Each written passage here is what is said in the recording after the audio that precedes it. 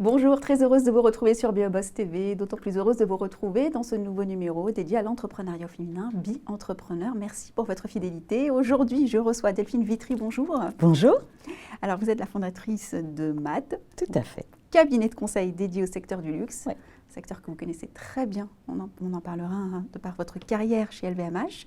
Quelle est la mission de MAD pour commencer ? Alors, j'ai cofondé MAD il y a 14 ans maintenant avec mon associé, comme vous l'évoquiez, après avoir passé 10 ans chez LVMH. Parce qu'à l'époque, on était assez convaincus que le luxe, en fait, c'est mu par la création. C'est une vision du monde. C'est vraiment ça l'origine et la pertinence et la légitimité du luxe. Mais derrière, il faut s'occuper des clients. Et on était assez convaincus qu'on pouvait accompagner efficacement les maisons de luxe, justement sur la dimension client final. Il y a 15 ans, quand on parlait d'expérience client, ça ne voulait pas dire grand-chose, oui. Mais fondamentalement, c'est notre métier aujourd'hui. D'accord. Il y avait cette carence finalement dans le secteur du client final ? Alors, je ne sais pas si on peut parler de carence, c'est-à-dire que quand vous rentriez chez Vuitton, Chanel, Hermès, Cartier, il y a 15 ans, on s'occupait déjà bien de vous, bien évidemment.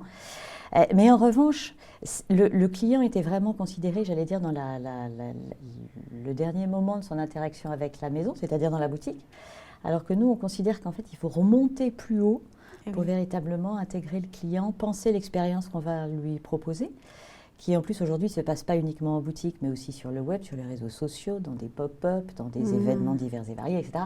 Donc c'est devenu quand même beaucoup plus un écosystème plus global, c'est devenu plus complexe, avec des clients qui s'expriment et qui sont complètement mondiaux aujourd'hui. Et plus exigeants aussi, j'imagine. Et plus exigeants, absolument. Alors, vous l'avez évoqué, votre carrière chez LVMH, indéniablement, a dû vous apporter finalement certains atouts. Ben, c'est pour ça, en réalité, c'est parce que j'ai travaillé une dizaine d'années chez LVMH que j'ai eu cette idée de monter MAD, et c'est au même moment où j'ai croisé la route de Jean Révis, qui est mon associé aujourd'hui, qui lui avait fait 20 ans de conseil, ou 15 ans de conseil, qu'on s'est dit, bon ben voilà, luxe, conseil, on y va. La boucle est bouclée. Exactement. Il y a des opportunités qu'on doit saisir. Exactement. Alors, vous vous décrivez comme une optimiste pathologique, j'adore. Vraiment. Moi, ma question, c'était de savoir, est-ce que vous doutez quand même parfois ? Mais tout le temps. Et racontez-nous un petit peu comment vous avez dépassé l'épisode Covid-19. Oui. Alors, je suis effectivement d'un optimisme que moi-même je qualifie de pathologique, parce que je pense que pour tenter des choses, il faut y croire. Et en fait, je ne vois jamais pourquoi ça ne marcherait pas.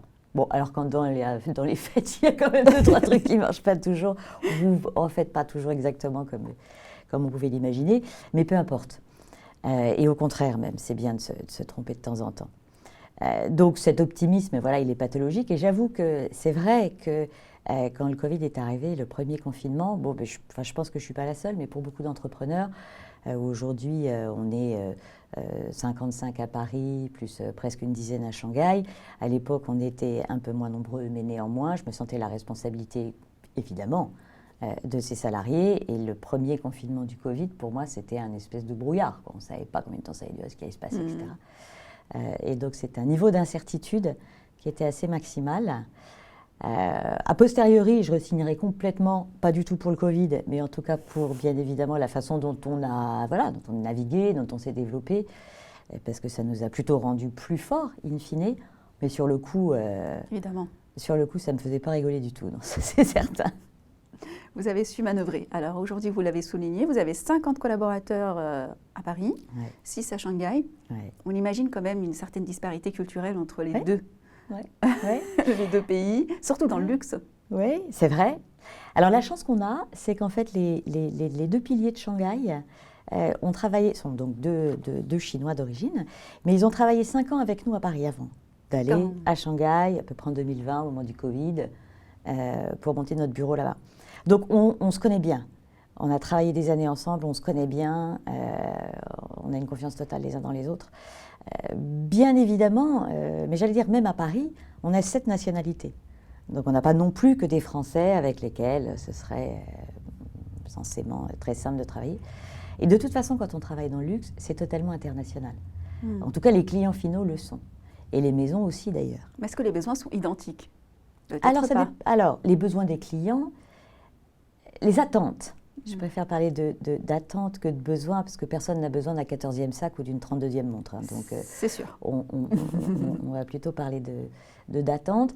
Alors, ils ne sont pas littéralement les mêmes. La culture est effectivement extrêmement différente.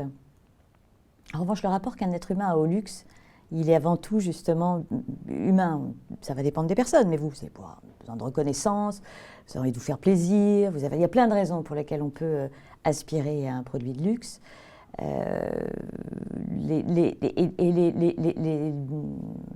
La maturité, la relation au luxe n'est pas la même dans le monde entier.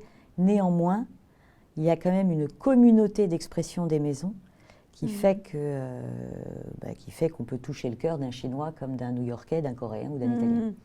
Après, au sein de notre entreprise, on est donc totalement multiculturel. Oui, ça force un peu de curiosité, un peu d'ouverture d'esprit. Ça, c'est certain, mais bon, c'est ça qui est super excitant. Bien sûr. Alors, dans les prestations que vous proposez donc à vos prestataires, à vos clients, est-ce que vous avez un cas d'usage à partager avec nous dans le concret pour voir à quoi ressemble votre quotidien finalement?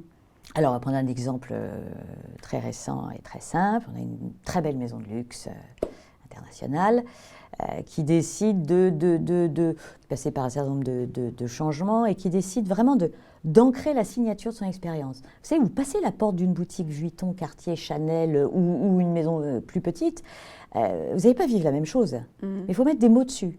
Et surtout derrière, vous avez des milliers de vendeurs qui doivent s'approprier cette vision. Donc là, en l'occurrence, on a travaillé profondément avec le management, mais aussi avec tous les marchés. Vous parliez de dimension multiculturelle, mais quand on définit une signature, il vaut mieux qu'elle résonne pour le monde entier. Donc on a défini cette signature. Après, derrière, on l'a ancrée. C'est-à-dire concrètement, ça veut dire quoi? Ça veut dire que je vais passer la porte, j'allais dire la porte d'Instagram, de WeChat ou d'une boutique. Qu'est-ce qui va se passer très concrètement? Et puis quand on définit une signature d'expérience, elle est quand même portée par des gens, par des êtres humains. Donc en fait, le parallèle, la symétrie, c'est-à-dire en tant que maison, je veux vous faire vivre ça, mais donc ça veut dire quoi vis-à-vis de mes collaborateurs? Donc une espèce de signature d'employeur, ça devient nécessaire. On a un business de conseil, mais on a aussi un business de formation. Parce que quand vous avez posé toutes ces bases, il faut les partager, il faut embarquer tous les gens de l'entreprise. Donc voilà, donc on définit une signature, on l'ancre dans des vrais moments, le tout dans un environnement omnichannel, et après, il faut que toute l'entreprise se l'approprie. Donc c'est assez 360 finalement, Ouais, c'est assez global. Ouais. Vous êtes une entrepreneur, vous êtes une femme, l'émission est dédiée à l'entrepreneuriat au féminin, il y a des porteurs de projets qui nous regardent. Quels conseils vous pourriez leur donner? Foncez. Voilà, on n'a qu'une vie, il faut tenter, et bon, ça n'est que mon point de vue, mais a posteriori, je pense que les plus grosses barrières que j'ai eues, c'est celles que je me suis mise. Souvent? Ouais. Des barrières psychologiques, des idées limitantes. Voilà, alors qu'en fait, je réussis pas du tout ce que j'essaye d'entreprendre, loin de là. D'abord, quand je rate, c'est pas grave, en général. Hein, et puis, vous réussissez pas mal, ça va. Et puis, en tout cas, je pense que je suis à ma place. Voilà. Donc, moi, j'ai pas de conseils à donner, à part, il faut croire en soi, il faut y aller. On est 80% de femmes chez MAD. C'est pas un dogme, hein, c'est pas un choix, c'est pas une... Voilà. C'est comme ça. Il se trouve qu'on a voulu à chaque fois recruter les meilleurs. Ça c'est bien un conseil à donner à un entrepreneur, hein, ou à une entrepreneuse, où il faut vraiment s'entourer de gens qui vous ressemblent et qui sont idéalement meilleurs que vous. Oui. Il se trouve que pour moi, c'est souvent le cas de femmes, mais nous avons des hommes extraordinaires également. Je n'en doute pas. Vos projets et perspectives d'avenir? On va continuer.